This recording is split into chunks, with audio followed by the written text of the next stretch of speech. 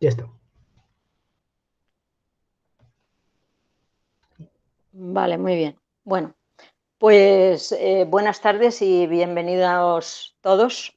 Empezamos un nuevo curso de la EM que esperamos que tenga menos incidencias que el que hemos cerrado en el mes de junio, no por nuestra parte, sino incidencias sanitarias y sociales que nos ha tocado vivir de manera extraordinaria. Como consecuencia de eso, de la situación extraordinaria que nos ha tocado vivir, hemos elegido empezar el curso con un ciclo que nos permite reflexionar sobre las pandemias, porque es una situación que no habíamos vivido, que solamente la conocíamos por la historia, por la prensa, por otros países que han podido vivir epidemias que se pudieran parecer, pero una situación de pandemia, pues la verdad es que a las generaciones que estamos ahora no nos había tocado y nos parece que es interesante que reflexionemos sobre ello. Y por eso hemos organizado un ciclo que trata de reflexionar sobre estas situaciones especiales que estamos viviendo y que nos va a tocar vivir en el futuro, al menos en el futuro inmediato. Entonces, hemos organizado este ciclo con 6 sesiones, 5 de las cuales son ponencias propiamente dichas, y la sexta será una mesa redonda en la que tratarán de hacer análisis, debatir y presentarnos un poco sus conclusiones los 5 ponentes de las 5 primeras ponencias.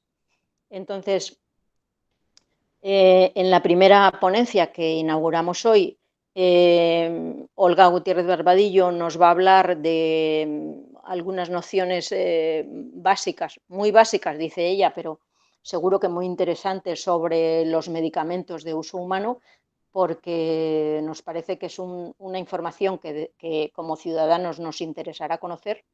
En la segunda sesión, María Luisa Salas nos va a hablar sobre la ética en la investigación científica, porque el asunto de las vacunas, como podéis imaginar, va a plantear dilemas y situaciones que no son las habituales en cualquier proceso de investigación ni en cualquier en cualquier ensayo clínico que se haga sobre los medicamentos.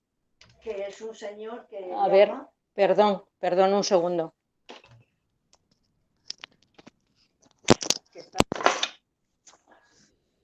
Alfonso, por favor, si puedes continuar, que tengo una emergencia en casa. Bien. Bueno, pues como estaba explicando Aurora, bueno, yo en todas las reuniones que vamos a tener sobre el ciclo de pandemia voy a ejercer de moderador nada más, ¿vale? No voy a intervenir, pero sí, de alguna forma, voy a moderar pues todas estas reuniones, de modo que, bueno, pues estaré cumpliré este rol, ¿no? Entonces, estábamos hablando de que las 5 sesiones que vamos a, digamos, a vivir pues de alguna forma tratan de ver un poco, pues, en su conjunto los aspectos fundamentales que tiene, pues, lo que es el desarrollo de las epidemias, pero fundamentalmente de esta, ¿no? Entonces, la primera sesión, ya lo he dicho Aurora, pues Olga Gutiérrez nos va a hablar de lo que es, digamos, el uso de los medicamentos de uso humano, la nueva generación de medicamentos denominados biosimilares y todo el tema de los ensayos clínicos que está ahora mismo tan importantemente de moda por el relación con el desarrollo de las vacunas, ¿no?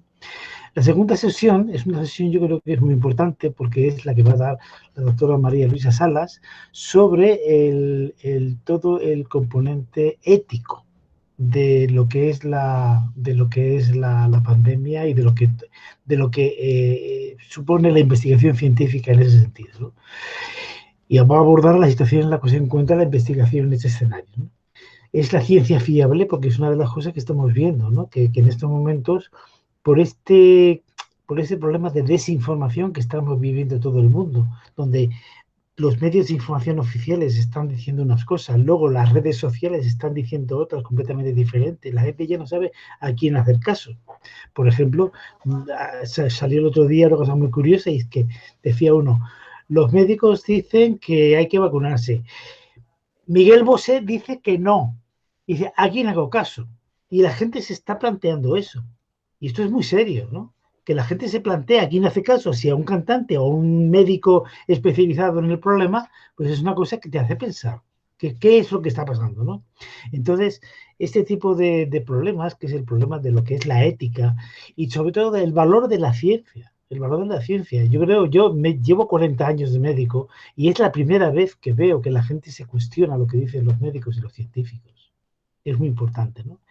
La tercera sesión la va a abordar el doctor Ignacio Moneo y va a abordar el problema de la inmunización de la población, es decir, qué hay de verdad o de mentira en el tema de las vacunas. Si podemos hacer caso a, digamos, a las investigaciones, si nos van a poner un chip que dice el Bill Gates que lo van a hacer, etcétera. Es decir, quitar, digamos, ficción, quitar todos los elementos distorsionadores de lo que es esta realidad para poder, digamos, de alguna forma tener una idea clara de lo que es, de las vacunas que se están en estos momentos. Es la primera vez que si se consigue una vacuna contra el virus del COVID en menos de un año, será el récord mundial de tiempo en el cual se haya conseguido una vacuna para, digamos, de una forma global general, ¿no? Eso es importante y de esto hablará el doctor Ignacio Moneo. La cuarta sesión, que la abordará otro médico, el doctor Julián Domínguez, es sobre la obligatoriedad y voluntariedad de las vacunas. Es decir, debe ser algo voluntario, debe ser algo obligatorio. Pues este dilema entre lo que es la voluntariedad y la obligatoriedad, y si se debe llevar un registro nacional o vacunal de gente vacunada, si debemos tener o no un DNI inmunológico, etcétera, que son otros temas que también importan porque son temas que afectan, por una parte, a la privacidad y por otra parte a los derechos, claro, porque el DNI inmunológico puede que con esto, si no estás vacunado, no puedas acceder a un puesto de trabajo, no puedes acceder a una serie de derechos que tiene todo el mundo y que en este momento pueden estar cuestionados. La quinta sesión es la de Sergio Caja, que es otro médico, que aborda el tema de la prevención con descubrimientos sorprendentes como la aplicación de la epigenética para averiguar si somos más o menos susceptibles a contraer la enfermedad. Es otro tema también de rabiosa actualidad, porque evidentemente hay gente que tiene más predisposición a contraer la enfermedad que otros, ¿no? Pues ya abordaremos eso. Y luego esta última reunión, que será una mesa redonda para poner, digamos, en una puesta en común de las ideas fundamentales que se hayan ido de alguna forma, poniendo encima de la mesa entre cada una de estas reuniones, ¿no?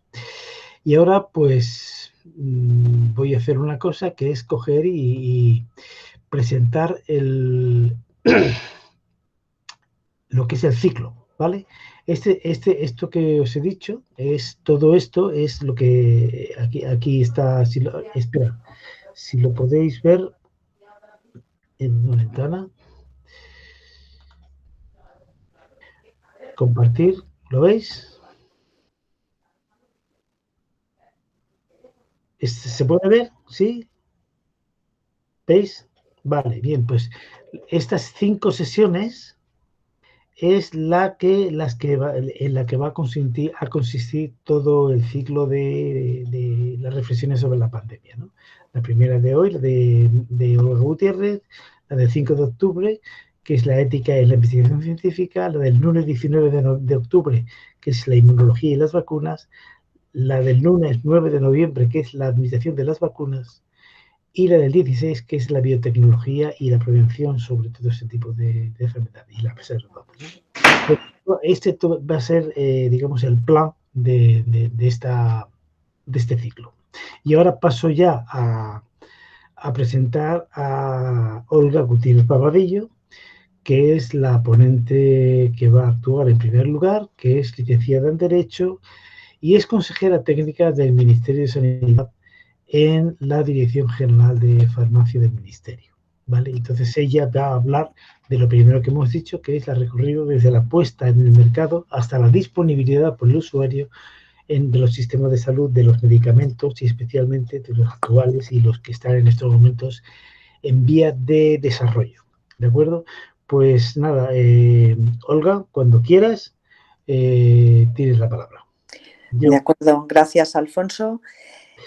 Bueno, perdón, un segundo. Antes que nada, importantísimo, las normas de participación en el diálogo. Es decir, por favor, tener apagados todos el micrófono mientras interviene el ponente y todos los participantes para evitar problemas de acoplamiento de sonido, etcétera, de ruido, vaya, ¿no? Solicitar la palabra o hacer la pregunta a través del chat interno. ¿Veis el chat? Es decir, en la parte derecha de la pantalla tenéis, si abrís si abrís en los tres puntitos, no, perdona, arriba del todo, en la esquina superior derecha, veis vuestra imagen y luego el número 15 de personas que están participando y un bocadillo que pone chatear con todos. Si lo abrís, ahí aparece el chat y donde abajo, en la parte inferior, se puede decir envía un mensaje a todos. Entonces, si alguien, los que queréis hacer preguntas cuando termine la reunión, lo que tenéis que hacer es escribirlo ahí, escribir que desde vuestro nombre y poner, digamos, la pregunta que queréis hacer y yo personalmente otorgaré el turno de intervención, ¿no? El aforo estará limitado por la capacidad de la red. Es decir, en principio no vamos a tener problemas, creo, con la cantidad de gente que estamos para que haya ningún problema de retardo, ¿no? en las comunicaciones. ¿De acuerdo? Bueno, pues sin más, venga. Olga, ya todo tuyo. Gracias, Alfonso, de nuevo. Buenas tardes a todos. Mi objetivo principal con esta charla es no aburrir. A ver si lo consigo.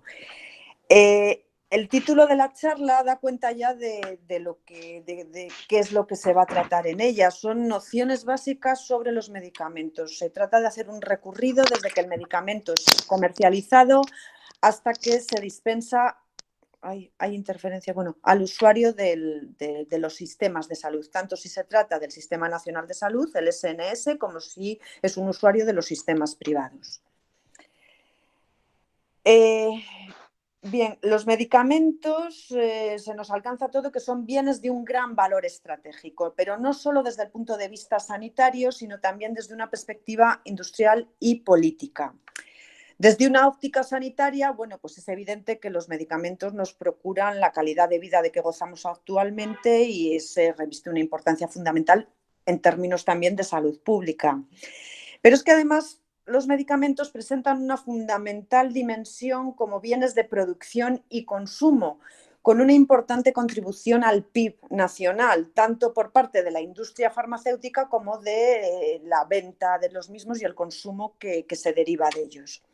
Y, en fin, desde la perspectiva política, los medicamentos se configuran como una herramienta esencial para la implantación de políticas sociales y sanitarias. Debido a todo esto que acabo de relatar, los medicamentos son objeto de una fuerte regulación administrativa por parte de los estados en general. Y ello ha dado lugar a una gran profusión normativa que muchas veces pues es difícil de aprender tanto para el profesional sanitario como para el profesional del derecho. Y esta gran profusión normativa pues a veces dificulta mucho una clara visión de este específico ámbito, ¿no? Bien, el motivo de esta ponencia es que, no obstante la fundamental importancia que tienen los medicamentos en la vida de todos nosotros desde la perspectiva que se quiera ver, son pocas las personas, o he podido observar que son pocas las personas que fuera de los profesionales sanitarios y a veces algún profesional jurídico que se dedica al derecho sanitario, pues son pocas las personas que conocen el camino que tiene que recorrer un medicamento desde que desde su fabricación, invención primero, fabricación después y puesta en el mercado, hasta que finalmente llega al paciente. Yo no me voy a ocupar específicamente ni de todas las vicisitudes que atraviesa el medicamento desde que se aparece la primera molécula o se encuentra hasta que se fabrica. Yo voy a referirme a lo que supone la comercialización del medicamento y posteriormente su financiación por los sistemas públicos y la dispensación al paciente. Bien, empezaré explicando o haciendo un breve repaso de las distintas clases de medicamentos que hay. Y empezaré, por supuesto, dando lo que es la definición legal de medicamento de uso humano, como distinto del medicamento de uso veterinario, que también los hay, claro está. Esta definición legal, el concepto legal de medicamento, se encuentra en la fundamental Ley de Garantías y Uso Racional de los Medicamentos y Productos Sanitarios, ¿vale? No hay que memorizar esto. Hay una ley fundamental, luego hay una serie de normativas que la desarrolla, pero esta es nuestra ley fundamental en la materia, la Ley de Garantías, que es como se la conoce en el sector. Pues bien, dice esta ley que medicamento es toda sustancia o combinación de sustancias que se presente como poseedora de propiedades para el tratamiento o prevención de enfermedades en seres humanos, con el fin de restaurar, corregir o modificar las funciones fisiológicas ejerciendo una acción farmacológica, inmunológica o metabólica, o bien de establecer un diagnóstico médico. En esta definición es importante desde un punto de vista sanitario, jurídico también, porque hay toda una serie de productos que se llaman productos frontera, que no son propiamente medicamentos. Y en este tipo de productos en los que se duda si eso no es medicamento, lo que dice el legislador es que si tenemos duda de si un producto es un medicamento, se le va a aplicar, se le va a considerar como un medicamento. ¿Por qué? Porque ello permitirá que se le aplique una normativa mucho más restrictiva y mucho más estricta que la que rige para otro tipo de productos que no son medicamentos. Es lo que se conoce como el principio de precaución. Ante la duda, es un medicamento y le regulo de manera muy estricta, mucho más estricta que pasaría, por ejemplo, me estoy refiriendo pues, a productos alimenticios, complementos alimenticios, preparados para regímenes dietéticos, en fin, una serie de productos que tienen una regulación menos estricta. Pues bien, por lo que respecta ya a lo que es la clasificación de medicamentos, desde un primer punto de vista distinguiríamos entre medicamentos de fabricación industrial y medicamentos elaborados de forma individualizada, que son las llamadas fórmulas magistrales.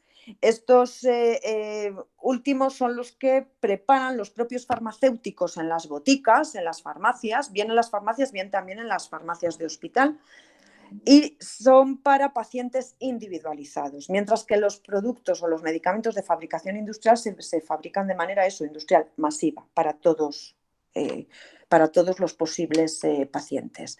Pues bien, dentro de estos medicamentos de fabricación industrial hay una serie de medicamentos que tienen el título, que llevan la etiqueta de medicamentos especiales, que supone que son medicamentos que precisan de una regulación especial diferente a la de los medicamentos de fabricación industrial no especiales.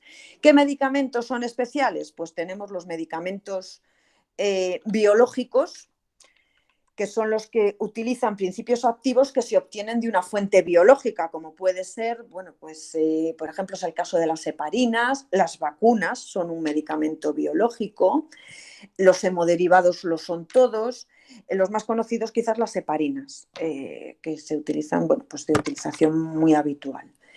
¿Por qué son especiales? Bueno, pues porque las materias primas de las que se obtienen, son especiales, también su forma de preparación y además hay que adoptar especiales medidas para garantizar su eficacia y seguridad. Otro tipo de medicamentos especiales son los medicamentos de terapias avanzadas, de terapia avanzada, que son es el no va más en medicamentos, son las últimas invenciones y avances, implican un avance tecnológico enorme, son medicamentos de terapia génica, de terapia celular, productos de ingeniería tisular, ya hay bastantes en el mercado. En estos casos, pues la complejidad de los mismos pues, justifica una normativa especialmente adaptada a su naturaleza. Para empezar, no se autorizan por la Agencia Española del Medicamento, sino por la Europea, por ejemplo. Y además se trata de medicamentos que tienen un coste elevadísimo. Apenas en España tenemos financiados 2, el Kymriah y el Yescarta, porque son, bueno, su coste es enorme, el precio que tienen, y además la aplicación, tanto la extracción de las células del paciente para su fabricación como la aplicación de los mismos exigen conocimientos especializados y solo puede hacerse además en hospital. Otros medicamentos especiales son los medicamentos homeopáticos, sobre los que ha habido mucho debate en estos últimos años. Los homeopáticos, bueno, pues son los medicamentos basados en el principio de similitud entre semejantes, conforme al cual una sustancia que causa determinados síntomas en una persona sana puede ser empleada en dosis muy pequeñas para curar esos mismos síntomas en una persona enferma.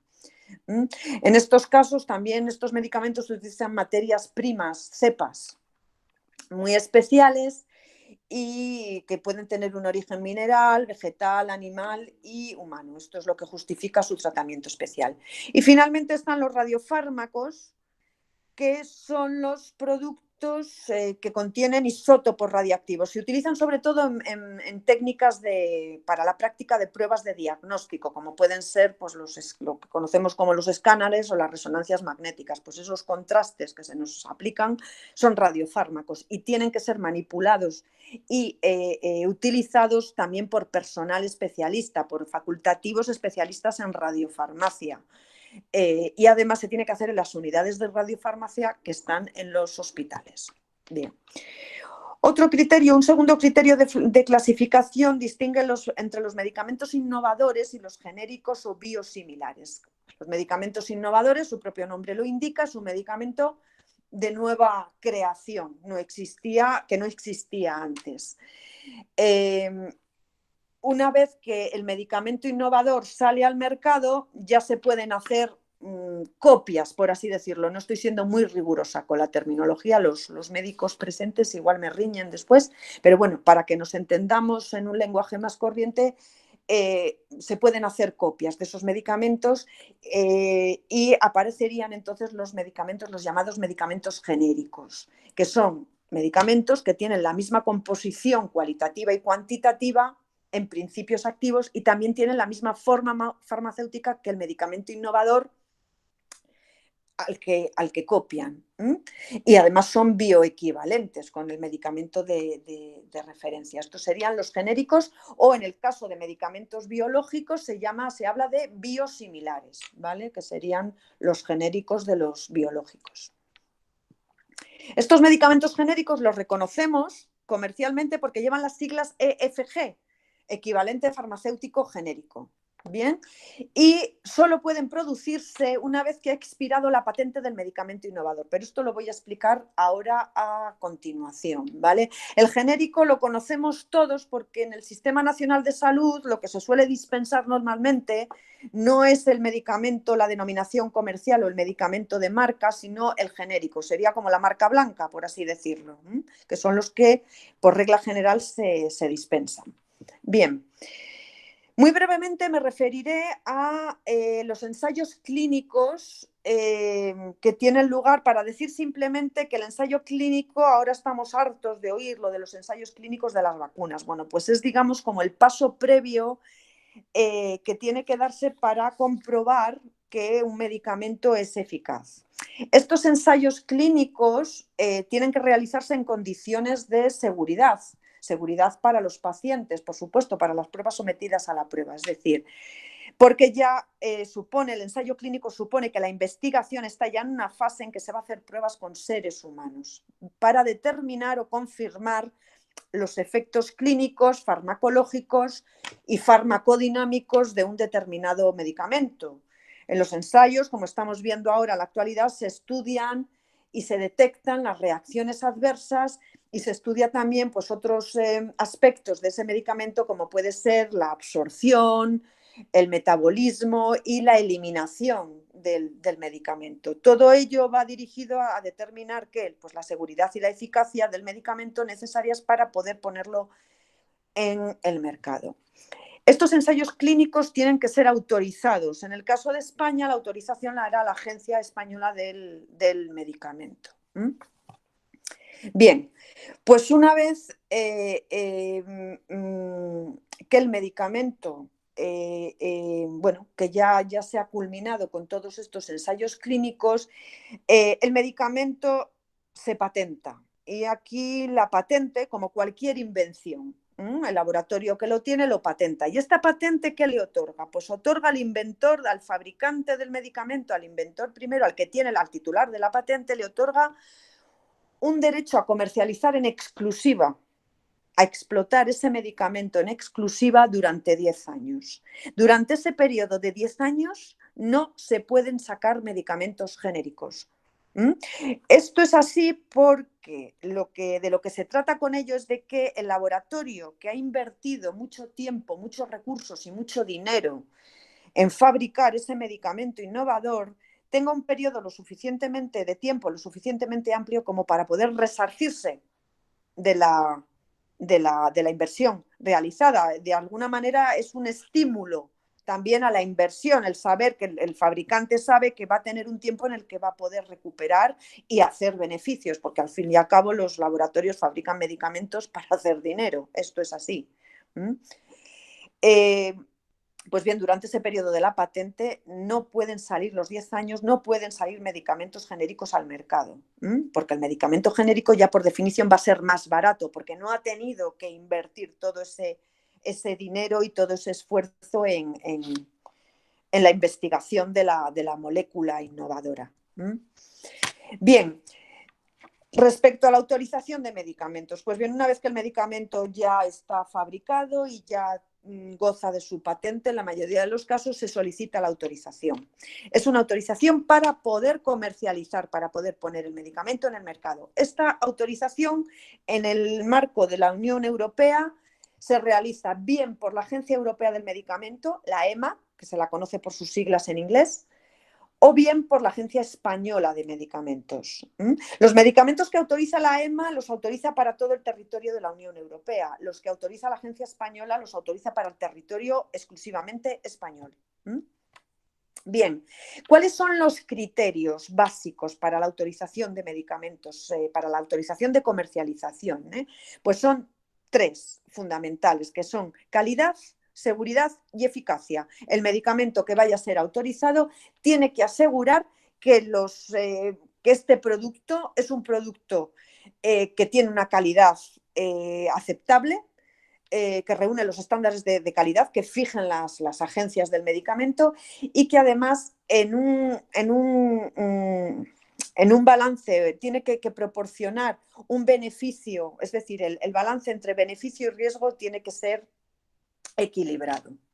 Pero estas 3 cualidades o estos 3 criterios de calidad, seguridad y eficacia tienen que reunirse. O sea, todo medicamento que está en el mercado podemos tener la seguridad de que es seguro, es eficaz y es de calidad, porque ya lo ha verificado previamente la agencia del medicamento antes de darle la autorización. El plazo de resolución, bueno, pues viene a tardar unos 200 días, más o menos, a veces algo más. Este es un plazo que rige tanto para la Agencia Española como para la EMA europea. Bien, una vez que el medicamento es autorizado, la Agencia Española lo comunica a la Dirección General de Cartera Común de Servicios y Farmacia. Esta Dirección General, que está adscrita al Ministerio de Sanidad, a la Secretaría de Estado de Sanidad, es la encargada de decidir de los medicamentos que se autorizan, cuáles financia y cuáles no. Esto tiene lugar la tramitación de todo este procedimiento tiene lugar en esta Dirección General, que es en la que yo actualmente presto servicios. Bien, ¿cuáles son los criterios? No se financia todo lo que se comercializa. Esto fue así hasta el año 2012, en el que la financiación era no universal, era cósmica, probablemente, y el sistema sencillamente no podía con todo, porque se financiaba prácticamente todo. Actualmente la financiación es selectiva y no indiscriminada, es decir, se va a seleccionar de entre todo lo que hay qué se financia y qué no. ¿Y cuáles son los criterios? Bueno, pues no hay libertad de criterios en cuanto a esto, ni mucho menos. La ley de garantías y uso racional señala como criterios fundamentales para financiar o no los siguientes. Primero, la gravedad, duración y secuela de las distintas patologías, ¿vale? Para las que estén indicados los particulares medicamentos. Las necesidades específicas de ciertos colectivos también es otro criterio a tener en cuenta. Otro criterio es el valor terapéutico y social del medicamento y el beneficio clínico incremental del mismo, teniendo en cuenta esa relación coste-efectividad. El cuarto criterio es el de la racionalización del gasto público. Hay que medir el impacto presupuestario que tiene ese medicamento en el Sistema Nacional de Salud. Y luego otro criterio que se toma en consideración también es la existencia de alternativas terapéuticas para las mismas afecciones, que existan a menor precio o inferior coste de tratamiento. Y finalmente se tiene también en cuenta el grado de innovación del medicamento. Vale. Dicho esto, hay que señalar también que hay una serie de medicamentos que no van a estar financiados ya por definición en el Sistema Nacional de Salud, que no van a formar parte de la prestación farmacéutica.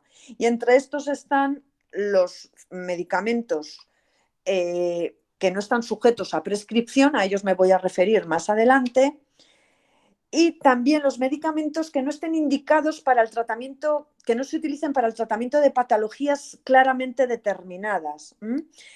Y, por supuesto, no van a estar financiados ni los productos de utilización cosmética, ni dietéticos, ni aguas minerales, ni elixires, dentífricos y otros productos similares. Todos estos están fuera de la prestación farmacéutica. ¿Qué quiere decir que un medicamento esté financiado o esté en la prestación farmacéutica, esté incluido? Pues quiere decir que el usuario del Sistema Nacional de Salud, cuando vaya a adquirirlo, cuando se le dispense, lo va a asumir, este coste lo va a asumir, salvo un pequeño porcentaje que sí paga el usuario, salvo los casos exentos. Bueno, pues este coste lo va a asumir el Tesoro Público. Se va a pagar por el Estado, es parte de la prestación farmacéutica. El Estado o las comunidades autónomas, en este caso, que tanto da, me da igual la bolsa de la que salga. Lo asume, vamos a llamarlo las arcas públicas, el Tesoro Público. Por contra, los medicamentos que no estén financiados se pueden adquirir, por supuesto, pero su coste los asume por entero el usuario, en estos casos. Pues bien, para decidir si se financia o no un medicamento, una vez que el medicamento se autoriza para su comercialización, la agencia lo comunica a esta Dirección General de Cartera Común, que inicia un proceso de evaluación del medicamento. Esta evaluación se lleva a cabo por farmacéuticos adscritos a la Dirección General, que inician un estudio del medicamento y valoran si es susceptible o no de financiación. Hay que decir una cosa, el hecho de que se decida financiar un medicamento, cuando la Administración decide financiarlo, la Administración fija el precio al que se va a financiar. Claro, en todo esto tiene que haber una negociación con el laboratorio que no quiere que se financie el medicamento a cualquier precio, quiere que se financie al mejor precio posible, es decir, al precio más alto posible para el laboratorio. Ahora bien, no es el laboratorio el que tiene realmente, es decir, la capacidad de negociación es una negociación no siempre igualada. Los laboratorios tienen mucho, digamos, pueden ser muy dominantes, pero sí, es que me había entrado una llamada, perdonad, y se me ha ido la... Bueno, la cuestión es que sí que la Administración tiene una posición no necesariamente dominante, pero en ocasiones bastante igualada al laboratorio. ¿Por qué? Porque los laboratorios tienen interés en que su medicamento sea adquirido por la Administración Sanitaria, porque es la que más compras va a realizar. Es decir, la Administración Sanitaria, el mercado de los medicamentos funciona lo que los economistas denominan régimen de monopsonio, es decir, es un sistema de mercado en el que hay un gran comprador. En este caso, ese gran comprador es la administración sanitaria, y de ahí que los laboratorios estén dispuestos a rebajar el precio al que comercializarían su producto, están dispuestos a ceder y a consentir, a aceptar importantes rebajas a cambio de que se le compre el medicamento por un gran comprador, ¿no? Además, normalmente cuando se trata de medicamentos innovadores, si quieren generar adherencias en los tratamientos y demás, están dispuestos incluso a vender a precio cero. Se han dado los casos de medicamentos que querían penetrar en el mercado y hemos tenido hace poco un caso así, y ha vendido durante un tiempo, ha aceptado vender a 0 euros, sin coste para el sistema.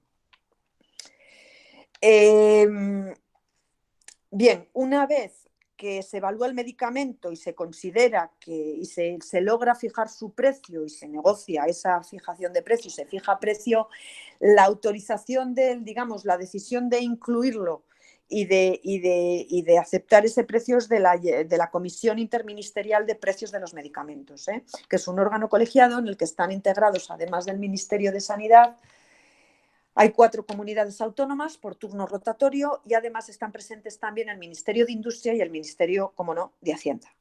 Es esta comisión la que decide el precio al que se financian los medicamentos. Contra esta decisión se puede recurrir por los laboratorios, de hecho hay muchos recursos, y en última instancia se puede plantear un contencioso ante los juzgados de lo contencioso también, para que resuelvan. Este precio que se fija inicialmente se puede revisar posteriormente tanto al alza como a la baja, tanto de oficio por la Administración como a solicitud de los laboratorios interesados. Y bien, respecto, esto sería hasta la financiación, en lo que hace a la financiación de los medicamentos, y por lo que respecta a la prescripción de medicamentos. Bien, la prescripción de medicamentos, una vez que el medicamento está autorizado y en el mercado, se puede prescribir. Hay libertad de prescripción. En el caso del Sistema Nacional de Salud, se van a prescribir inicialmente los medicamentos que estén incluidos en la prestación, es decir, los que tienen financiación. Esa es la regla general. No se van a prescribir medicamentos de fuera que no estén incluidos en la financiación. La prescripción que haga el médico se incorpora en un documento que recibe el nombre de receta. Actualmente funcionamos además en el Sistema Nacional de Salud con la receta electrónica, la cual ya se está implantando poco a poco también en los sistemas privados de salud, que llevan cierto retraso en cuanto a esto. Bien, en la prescripción el médico puede prescribir o bien la marca comercial o bien el genérico. Vale, y en este sentido, la prescripción va a ser con carácter general por principio activo. Se va a indicar el principio activo que se prescribe. No se va a decir ni el nombre del medicamento y tampoco se va a prescribir necesariamente por genérico. ¿Qué ocurre? Que cuando llega el momento de la dispensación, la norma dice que en principio y con carácter general, cuando se trate de nuevos tratamientos, el farmacéutico nos va a dar el genérico. También cuando se trate de enfermedades crónicas, ahí nos va a dar el farmacéutico, lo que nos va a dispensar es el medicamento genérico.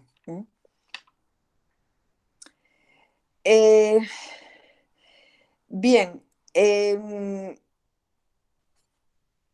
no voy a adentrarme en el tema de los visados porque no quiero tampoco alargarme demasiado ni complicarlo en exceso, y voy además ya corta de tiempo. Pues bien, en cuanto a la dispensación de los medicamentos, decir únicamente que en España solo se pueden dispensar medicamentos en las oficinas de farmacia. No se admite que ningún otro tipo de establecimientos puedan dispensar medicamentos. aquí hay que ir a la oficina de farmacia. En este sentido, la legislación española es muy restrictiva, a diferencia de otros países que sí se pueden vender medicamentos, sobre todo medicamentos sin receta, se pueden adquirir en establecimientos distintos de las farmacias. No es el caso de España. En España hay que ir siempre a la farmacia, aunque se trate de medicamentos sin receta. Y bueno, referirme que hay medicamentos también de uso hospitalario que solo se pueden emplear en un hospital. Hay otros medicamentos que se llaman de dispensación hospitalaria, es decir, que se pueden tomar, digamos, aplicar fuera del hospital, pero hay que ir a recogerlos al hospital. Solo nos lo pueden dispensar los servicios de farmacia hospitalaria. Y finalmente me referiré muy brevemente a lo que es la ordenación farmacéutica en España. Es decir, la ordenación de las farmacias, esta es una materia en la que es competencia de las comunidades autónomas. Con carácter general, habría que ver cada ley de ordenación farmacéutica porque hay diferencias en cuanto a dónde pueden instalarse farmacias y los requisitos que deben reunir en cuanto a instalaciones locales y demás.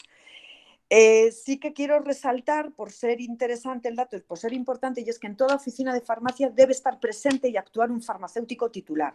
Nos puede atender un auxiliar de farmacia, pero tiene que haber y se puede reclamar la presencia del farmacéutico titular, que tiene que estar presente. Y si no está él, porque está de vacaciones, porque está enfermo, porque no puede acudir ese día, tiene que haber un farmacéutico sustituto.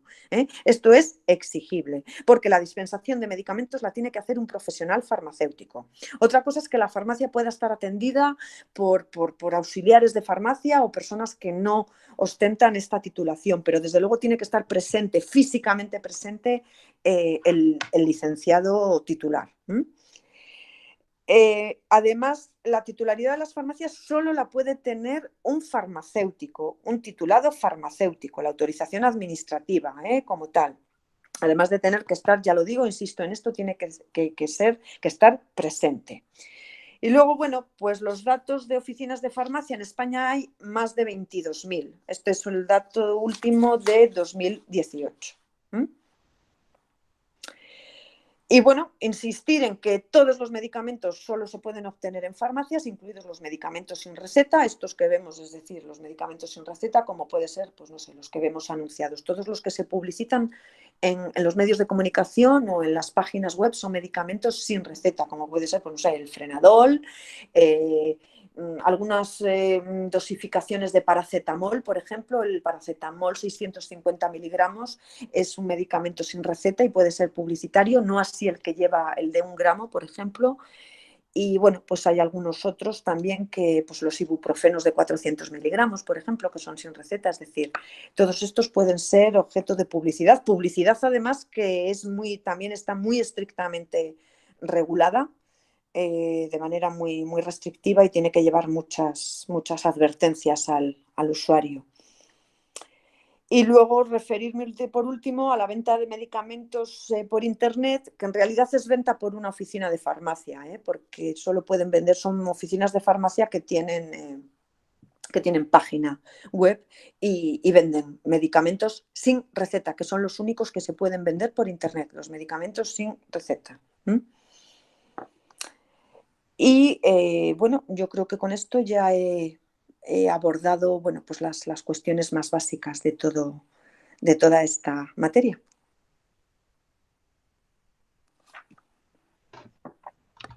Pues muy bien, Olga. La verdad es que es una exposición. Yo he cogido notas, me he liado a coger notas porque yo creo que es interesantísimo.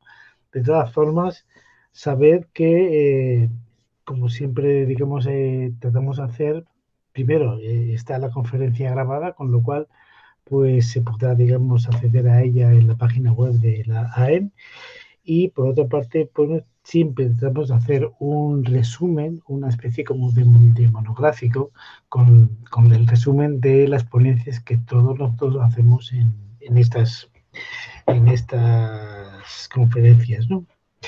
Bueno, pues ahora ya la cuestión es un poco abrir el turno de preguntas y ya digo, para hacerlo, lo que podéis hacer es en el chat, en la opción del chat que está arriba en la posición superior derecha de la pantalla, pues abrís esa pestaña de donde viene el símbolo del bocadillo, como en los tebeos, ¿no? Y ahí podéis poner abajo y a la izquierda, pues donde pone envía un mensaje a todos, pues os ponéis el nombre y la pregunta que queréis hacer, y luego ya os doy paso para que lo digáis abiertamente. Así que nada, se abre el turno de preguntas. Yo tengo preparadas varias, ¿eh? O sea, sí, sí, sí. No te vas a quedar sin responder. Venga, No me libro. no te quedas. Bueno, a ver si las puedo responder, que esa es otra. Muy bien. Bueno, pues ya digo, voy a poner el...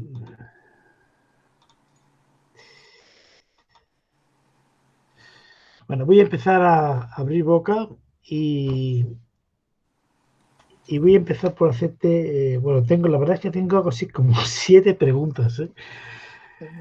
Bueno, voy a empezar por la primera que me ha surgido en relación a una cosa que cuando yo hice la especialidad de microbiología, pues nos advirtieron a los residentes, que es la calidad de los medicamentos genéricos. Quiere decir,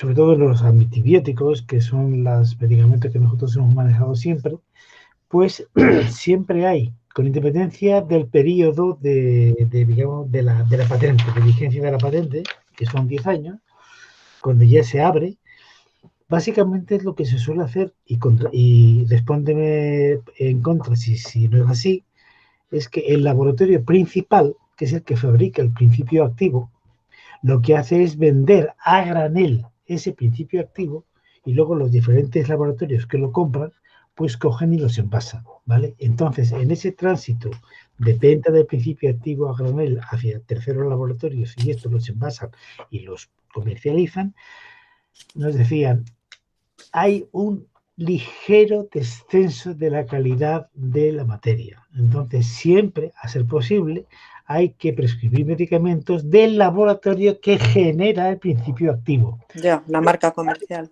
Eso es. ¿Qué puedes decirme respecto a eso? Pues no te voy a poder contestar. Es posible, no, pero yo no soy farmacéutica. Quiero decir que realmente esto te lo tendría que contestar alguien que se dedique a la evaluación de medicamentos, que son los que conocen, sí, que son los que estudian los ensayos, los estudios de bioequivalencia, los que hacen la comparación. No te lo puedo decir. No lo puedo decir. Hombre, no, porque además, bueno, la respuesta que te voy a dar sería una respuesta más bien de andar por casa, y no tengo una opinión formada porque no tengo un criterio tampoco técnico para poder hacerlo. Pero puede ser, José Alfonso, puede ser perfectamente que yo sea así. De hecho, bueno, pues hay facultativos que prefieren prescribir las marcas, claro, digamos los innovadores y no los genéricos, y eso será por algo. No creo que nadie quiera, a ver, es que en todo esto es un mundo también muy proceloso, ¿eh? El mundo de los medicamentos. Hay mucha publicidad, los laboratorios invierten mucho dinero en la visita médica, en publicitar medicamentos, en fin, que no sabe uno nunca qué hacer, pero bueno, los facultativos entiendo que cuando prescriben lo hacen en conciencia. Más allá de que bueno, ya digo, de que te quiera más un laboratorio u otro, que ya digo, todo eso, toda esa hospitalidad y bueno, pues visita médica además existe, y existe por algo.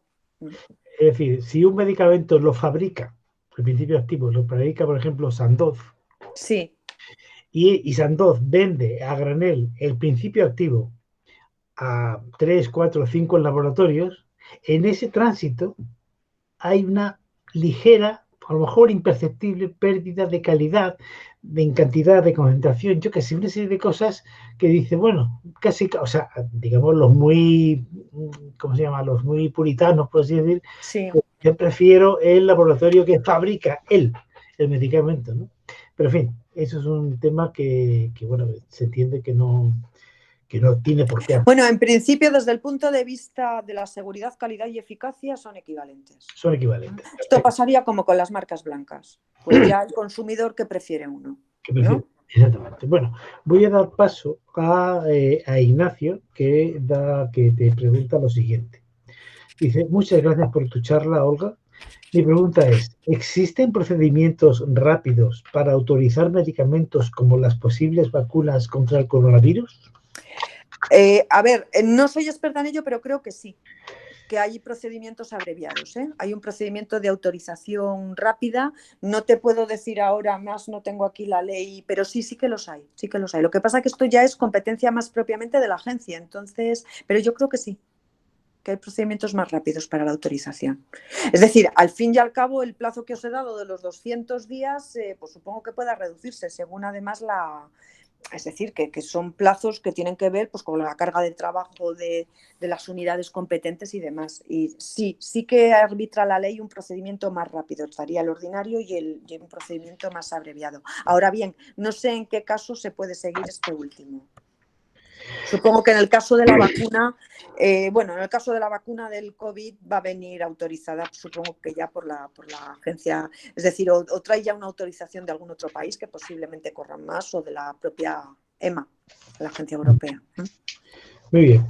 La siguiente pregunta te la hace Pilar Barrientos. Y la pregunta es, ¿por qué no se hacen medicamentos compactos? Es decir, que sirva para las patologías más usuales, como colesterol, diabetes, hipertensión, normalmente todas juntas. ¿Por qué no se hacen pastillas justas o aproximadamente más justas? Perdón. Sí, vale.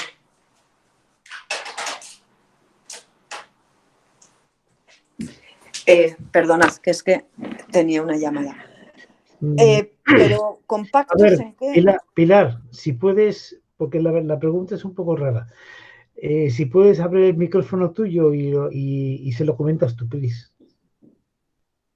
¿Pilar? ¿Pilar?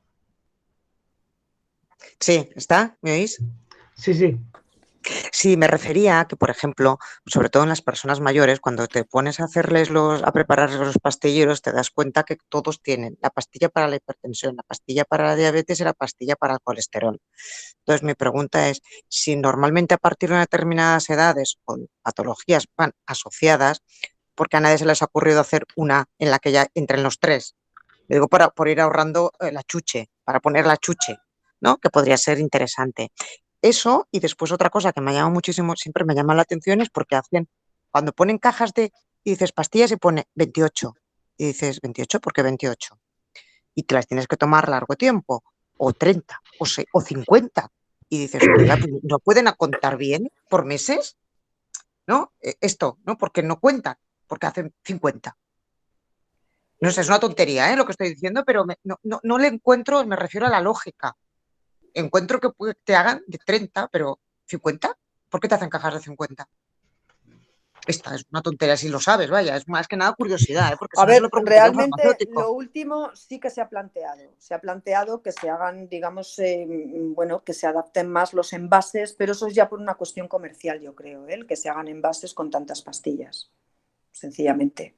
Se desperdicia mucho, sí, porque hay muchas cosas que se acaban tirando, pero es que le trae cuenta, yo creo que ahí es una cuestión comercial de laboratorio.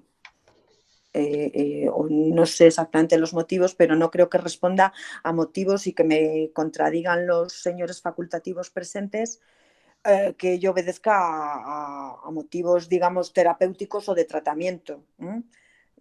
Sencillamente, bueno, no sé exactamente el motivo comercial que pueda ser, no te lo puedo explicar, pero vamos, no creo que tenga un motivo que sea un motivo sanitario, por así decirlo.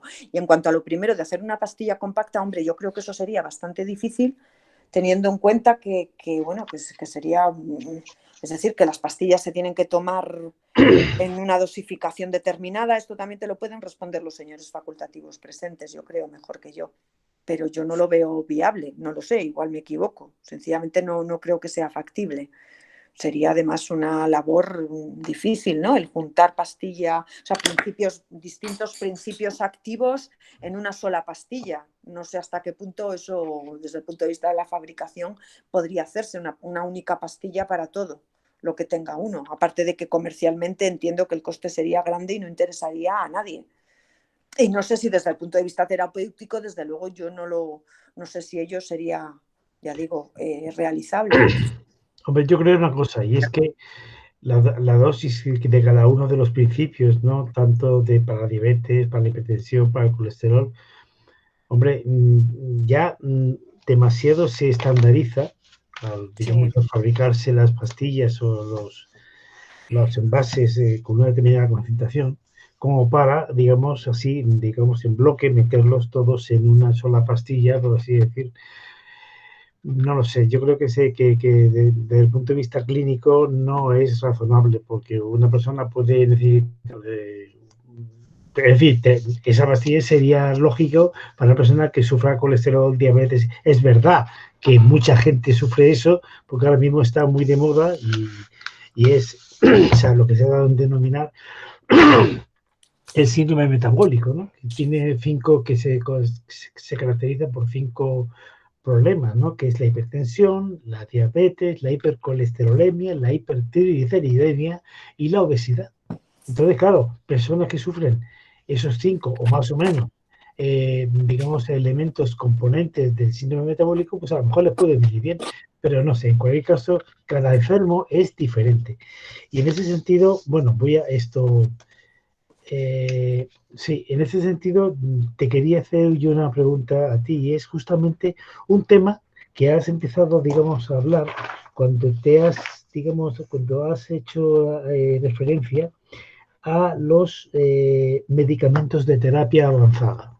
Sí, los CAR-T. ¿Vale? Entonces, esos medicamentos de terapia avanzada, genómica, etcétera, en estos momentos, y vamos a entrar ya, si no estamos entrando, vamos a entrar en una época en la cual se va a poner, digamos, se va a generalizar, tardará años, pero bueno, pues se va a generalizar lo que se está llamando medicina de precisión. ¿Qué es la medicina de precisión? La medicina de precisión es básicamente, pues eso, que decimos que cada persona, cada enfermo es un caso único, irrepetible, y desde todos los puntos de vista, si utilizando el tema de los macrodatos, de los big data, de la inteligencia artificial, etcétera, etcétera, pues al final, digamos, el tratamiento que se le vaya a aplicar a cada persona va a ser cada vez más diferenciado de lo que es el conjunto general, con lo cual, digamos, el asunto de los medicamentos, digamos, con una dosis en concreta para que sirva para todos, pues cada vez va a ser más, se va a ir sustituyendo para este otro tipo digamos, de tratamiento mucho más específico, mucho más personalizado.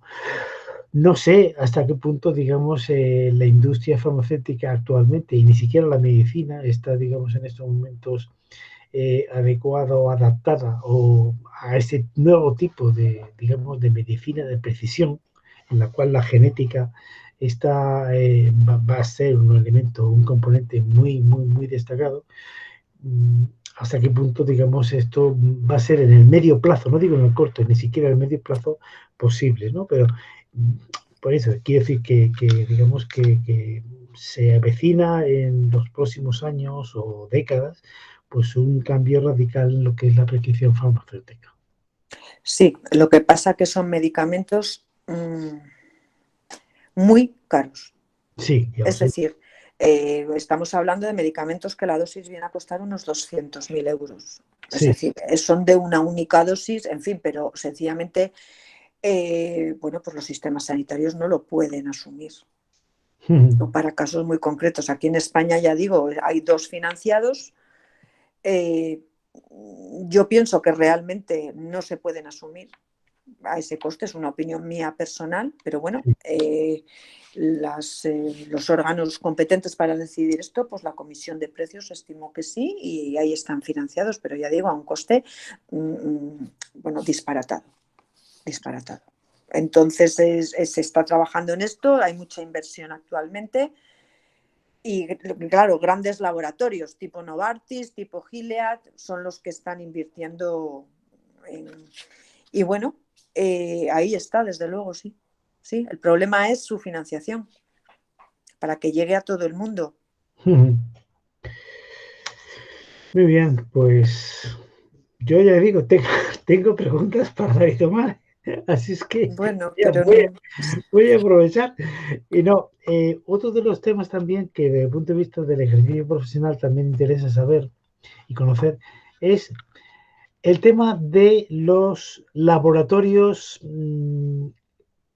lejanos. Quiero decir, dentro de lo que es los laboratorios farmacéuticos, hay laboratorios pues bueno, de reconocido prestigio, tanto europeos como norteamericanos, como japoneses, etcétera, y hay laboratorios pakistaníes, indios y de otros países que, bueno, te dan unos precios bastante razonables, ¿me entiendes? Entonces, tenemos riesgo de que por razones económicas nos invadan medicamentos de países cuya calidad no es mucho menos comprobada. Hombre, yo creo que no. La autorización que dan las agencias, tanto la española como la europea, se basa en los criterios que os he dicho y no mira al laboratorio que lo produce, mira al producto. Entonces, en principio, ahí lo fundamental no es el precio. Es que, de hecho, no creo que la cuestión del precio a lo que lo va a comercializar forme parte del expediente autorizatorio. Esa es una parte que viene después, cuando se decide si se financia o no por los sistemas públicos de salud. Pero en la fase de autorización, de hecho, vamos a ver, además hay una cosa aquí, una vez que se obtiene la autorización de comercialización, el laboratorio puede o no comercializarlo, tiene 3 años para hacerlo. Y si no lo hace, tendría que solicitar una nueva autorización, ¿de acuerdo? Pero hay veces, hay medicamentos autorizados que no llegan a comercializarse. Ajá. O sea que, y además, no sé, mira, me vais a disculpar porque me llaman a la puerta, es un segundo solo. Muy bien. Pues nada, la verdad es que en espera de que venga esa mujer, la verdad es que todo lo que ha dicho, por lo menos para los profesionales, nos viene muy bien conocer estas cosas, porque muchas veces estamos, digamos, trabajando y manejamos este tipo de medicamentos y demás, pero luego los intríngulos que están debajo de todo esto, pues la verdad es que no se conoce muy bien, ¿no? Así es que yo creo que... Ya estoy de vuelta. Que estaba comentando que ha sido una exposición bastante interesante. Pues gracias. Para los profesionales te garantizo que sí. Y yo creo que para la gente en general también, ¿no? También porque, bueno, es un poco despejar dudas sobre muchas cosas interrogantes de un sector que es bastante, digamos, no digo oculto para la gente, ¿no? Pero claro, es que el consumidor medio no tiene por qué saber todo ese tipo de cosas, ¿no? Y a veces pues, surgen dudas que es importante, digamos... Sí, esto pasa también con muchas cosas, es decir, en los medicamentos, bueno, pues vamos a la farmacia, los compramos y nos los tomamos, pero claro, ¿cómo han llegado ahí? Claro. ¿Y en qué condiciones? Entonces, sí, yo creo que en general tendrían que, bueno, que acceder todos a este tipo de, bueno, por lo menos tener este conocimiento esencial, ¿no? Que fuera de lo que ya digo es las profesiones sanitarias, pues se desconoce por todos nosotros. Yo misma, la primera, o sea, yo aquí me pongo a mí misma, por ejemplo, que hasta que llegué al Ministerio de Sanidad y empecé a ocuparme de estas cosas, pues lo he dicho, los medicamentos eran cosas que se vendían en las farmacias. Hombre, hay una cosa que es verdad, y es que cuando en los años 90 se empezó, sobre todo a raíz del informe Abril, el famoso informe Abril sobre la redefinición del Sistema Nacional de Salud, pues empezó a hablar de la autonomía del paciente, ¿no? Del principio de autonomía. Sí. Pues claro, el principio de autonomía, y esto lo hemos estudiado todos los que hemos hecho, digamos, cursos de gestión sanitaria, tiene un problema y es que es lo que llamamos la asimetría de información entre el profesional y la persona, el paciente. Evidentemente, de ahí es de donde se, digamos, desarrolló el concepto de consentimiento informado. ¿Qué es el consentimiento informado? Pues no es ni más ni menos que un texto en el cual al paciente, para que pueda elegir con conciencia lo que puede decir, que me opero o no me opero, tomo el medicamento o no me lo tomo, me hago esta prueba o no me hago esta prueba, tiene que conocer, digamos, los problemas o las ventajas de cada una de las opciones que el médico le da, ¿no? Yo creo que con los medicamentos pasa lo mismo, ¿no? Hay una cosa que es cierta y es que en los medicamentos pues hay pues lo que es el prospecto, ¿no? Muchas veces, sobre todo a la gente mayor, que le da por leer el prospecto, se les ponen los pelos como escape muchas veces cuando lee las contraindicaciones, los efectos secundarios, etcétera, etcétera, ¿no? Claro, pero es que eso es verdad. Y entonces yo, por ejemplo, si yo estoy tomando por mi problema de trasplante que tengo, pues tengo el Apagraf y el Tacrolimus, que es un inmunosupresor, ¿no? Y claro, si uno ve los efectos secundarios y las contraindicaciones y los efectos colaterales que tiene el Tacrolimus, te caes de nalgas, evidentemente, y dices, pero por Dios, pero sigo vivo tomando esto, ¿no? Bueno, y no es decir, por lo cual, por eso es por lo que, digamos, el concepto de consentimiento informado y de mantener, digamos, a la persona, al ciudadano, informado de una forma razonable para que lo entienda, es una cosa esencial, ¿no? Sí. Yo creo que ese tipo de, digamos, por ejemplo, de charlas como la tuya ahora, pues no es ni más ni menos que eso, de poder, digamos, de alguna forma que aclarar un poco lo que es un mundo, completamente oculto al ciudadano normal. Lo único que hace el ciudadano es tomarse la pastilla y punto, ¿no? Pero bueno, tener un poco una visión general de lo que es el mundo farmacéutico, yo creo que es importante, pues para profundizar en lo que se llama principio de autonomía. El principio de autonomía, que es el que permite que la gente pueda ejercer ese derecho, ¿no?, ético de la autonomía. Sí, yo creo que yo sí que he hecho a faltar, fíjate, al hilo de lo que mencionas, una labor a veces más didáctica por parte de los propios médicos prescriptores, es decir, que cuando te prescriben algo te expliquen qué es. ¿Qué es? Claro. ¿Qué es? Y bueno, te den, bueno, pues una mera descripción, decir, mire, pues le estoy dando paracetamol o en esto va mejor el ibuprofeno, pues porque, es decir, que haya una cierta labor también pedagógica, ¿no? Claro.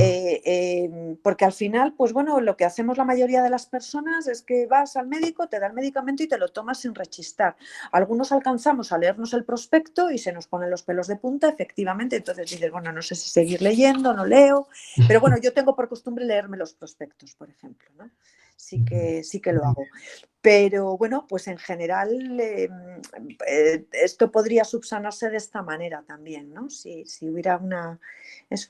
sobre todo me estoy refiriendo básicamente al médico de atención primaria, ¿no?, que es el que tiene al paciente de manera más habitual en su consulta. Eso sería interesante que pudiera hacerse. Bueno. Muy bien, pues oye, lo primero de todo es darte las gracias. Ya me las has dado, gracias otra vez por darme las gracias. Y también gracias a todos los que habéis participado, sí, yo también lo al menos escuchando, digamos, esta charla, y espero que os haya, digamos, que os haya aportado pues un plus de conocimiento sobre lo que es este mundo, que es extraño, eso está oculto al conjunto de la ciudadanía, y que en estos momentos, y ya lo veremos en las próximas sesiones, pues digamos, el ciudadano tiene derecho a saber lo que se avecina. Y lo que se avecina no es ni más ni menos, es ¿me vacuno o no me vacuno? ¿Hago caso digamos, a los criterios oficiales? ¿O hago caso a las redes sociales que me están desinformando o informando en sentido contrario, etcétera, etcétera? Entonces, yo creo que en estos momentos la ciudadanía tiene el derecho, y los medios y los profesionales tenemos la obligación de poder despejar esta inmensa nube de desconocimiento y de ignorancia que se está asentando en todos nosotros, porque la verdad es que esta pandemia esta pandemia tiene dos componentes. Un componente biológico, que es el componente vírico, la infección, y otro componente epidémico, que es la desinformación que se está produciendo por todos los medios, por los medios de información oficiales, que están alineados, lógicamente, con los gobiernos, porque esta pandemia está muy politizada, y luego las redes sociales, en las cuales pues todo el mundo tiene derecho a opinar sobre cualquier cosa, como por ejemplo el pobre Miguel Bosé, que se ha lanzado a la piscina diciendo que no, que la vacuna es una conspiración de la judeo-masónica para podernos controlar y demás. Entonces, todo esto, cuando la vacuna ya esté, digamos, en el mercado, la gente tiene que ser consciente de qué es lo que tiene que hacer, si es que tiene capacidad de elegir, ¿no? Entonces, por eso es por lo que este tipo de conferencias en estos momentos hemos considerado desde la Asociación Española de Estudiantes del Mundo, pues hemos considerado que es un momento crítico en el cual yo creo que merece la pena pues prestarle atención a este problema, que además en un 95% del tiempo de los medios informativos lo consumen informando o desinformando respecto a la epidemia, ¿no? Así que nada, muy bien. Muchas gracias a todos. Y bueno, nos vemos el próximo día, que hemos dicho que es. El próximo día es el 5 de octubre, en la siguiente charla, que será la de la doctora, la de María Luisa Salas, respecto de lo que es la ética en la investigación científica, que es otro tema extremadamente importante para todos nosotros, porque ya digo, en estos momentos ya el desarrollo de esta epidemia está tocando muy de cerca los límites de la ética, ¿vale? Entonces creo que estas cosas viene que aclararlas, que la gente lo conozcamos y que pues podamos dormir tranquilos confiando de nuestros profesionales, ¿de acuerdo? Pues nada, muy bien. Pues muchísimas gracias a todos. Voy en estos momentos ya a finalizar la grabación. Vale. ¿Vale? Y nos vemos entonces el próximo día 5 de octubre. ¿De acuerdo? Muy bien, José Alfonso.